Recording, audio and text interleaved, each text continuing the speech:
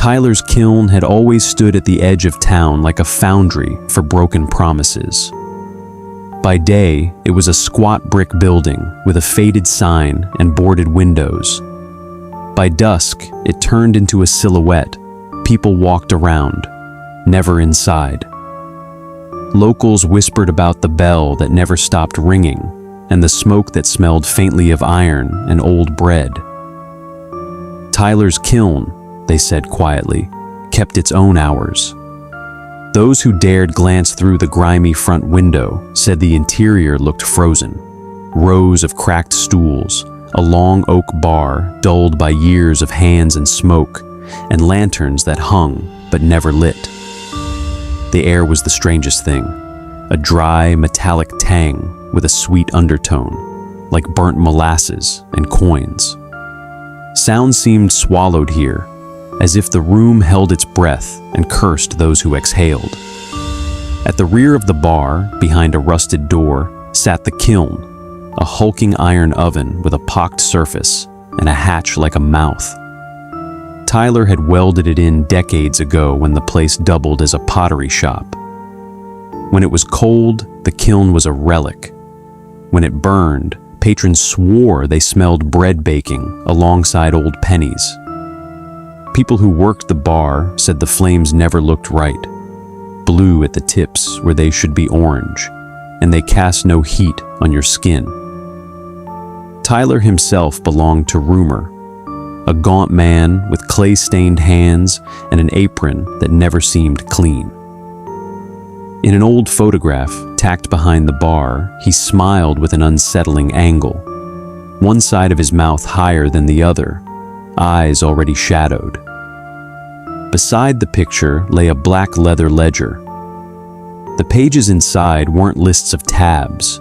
They were time-stamped entries, names and times, and a column with a strange symbol, a tiny kiln mark scratched like an afterthought. There was one name that haunted the ledger more than others: J. Mercer, a local regular, heavy-handed and quick with a laugh, until the night he staggered in, claiming he'd found something in the kiln. He had been pale as new bone, fingers caked with gray ash, and when Tyler asked what he'd seen, Mercer only laughed, wiped his palms on his trousers, and whispered, "It keeps what it likes." Days later, the town found Mercer's jacket draped over a fence, zipped up, but no Mercer inside.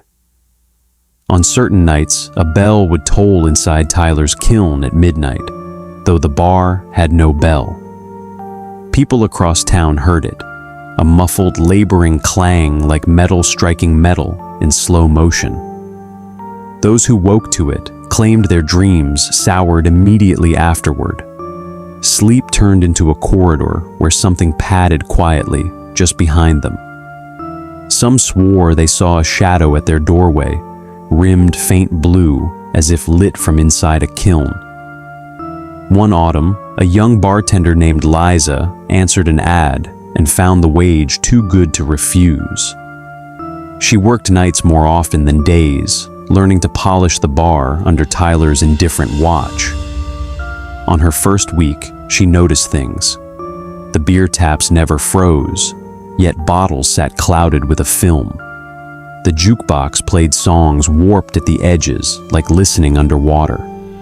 Most unnerving, every night a single empty glass sat on the far end of the bar, untouched, as if expecting someone who never arrived. Curiosity gnawed at Liza until one night she slipped into the back room. The hatch to the kiln was open because the air smelled like something baking, even though nothing should have been on. Liza knelt, peered into the black throat of the kiln, and almost stepped back, for at the very bottom, curled like a sleeping thing, was a small bundle wrapped in oilcloth and bound with twine. It looked like a child's shoe when the twine came loose. The smell hit her then, pennies and dough, and an impossible sweetness under it all.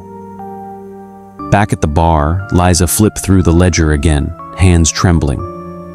The entries for J. Mercer were scratched out, but at the back she found folded pages sealed with wax. Inside were lines written in a hand she didn't recognize, dates paired with single words: hungry, settled, warm.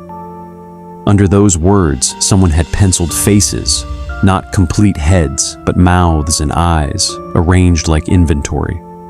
At the very bottom, a note: 1 for heat, 2 for taste. That same week, the bar filled at midnight without warning. Chairs scraped, laughter echoed, and the jukebox clattered into a song none of the living remembered.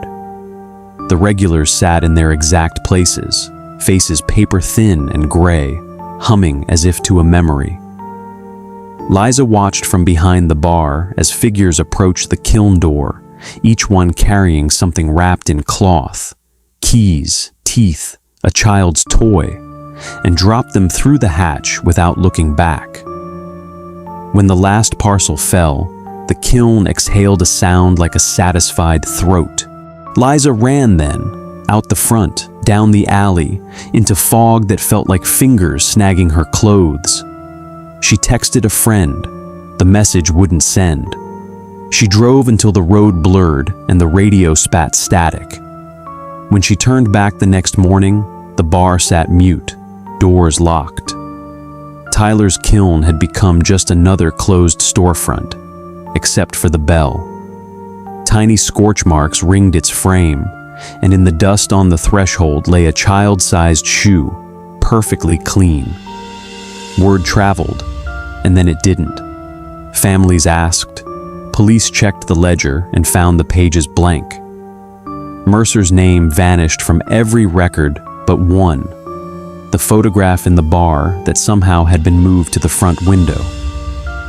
Tyler's kiln shuttered eventually, sold to developers who saw only rent and square footage. They found the kiln, cold, empty, and full of ash, and declared the place condemned. But when construction crews left at dusk, some swore the faint clanging still echoed, and the earth nearby made a sound like something small shifting in sleep. Years later, children dared one another at twilight to press their ears to the fence and listen. Some came home with pancakes burnt at the edges, their faces tasting of pennies. The town moved on, as towns do. But if you ever pass a kiln-shaped shadow, or hear a bell that clangs slow and not quite right, remember, Tyler's kiln kept ledgers for more than tabs. It kept appetites. It took what it liked. And every so often, when the wind is thin and the night is hungry, you can still hear a small shoe drop somewhere inside.